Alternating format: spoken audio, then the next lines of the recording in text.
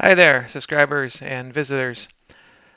This is an important topic for anybody who is currently doing development or learning to do development. This is something that I'm very passionate about. This has been around for a very long time, and we need to be aware. It's called SQL Injection. Currently listed as number 3 on the top 10 for the Open Web Application Security Project, also known as OWASP.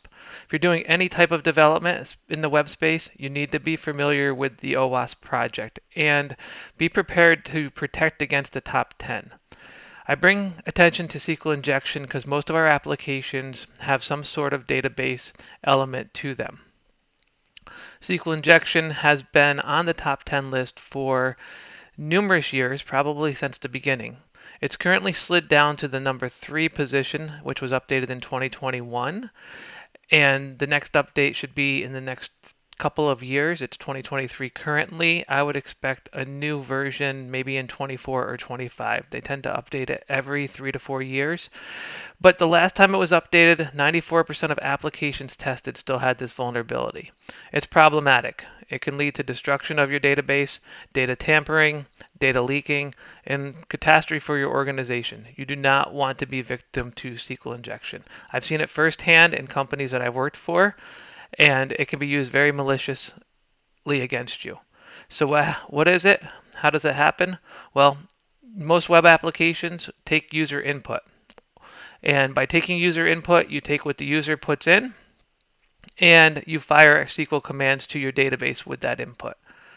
If you do not clean the input and ensure that the values put into your application are only legitimate, appropriate information that you'd expect from a user, if you do not parameterize your commands to the back end of the database, you are allowing yourself to be exposed to SQL injection.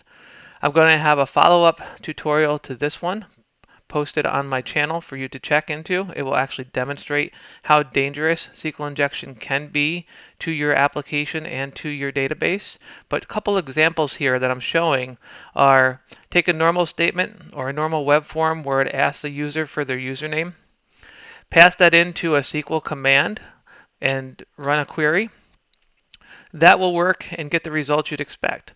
But what if the user does something malicious and they put in an apostrophe after their entry and change that statement to something that says or 1 equals 1, a semicolon at the end, and puts a couple of dashes? Well, what that does is return all users from your database, and that's where you can have information disclosure.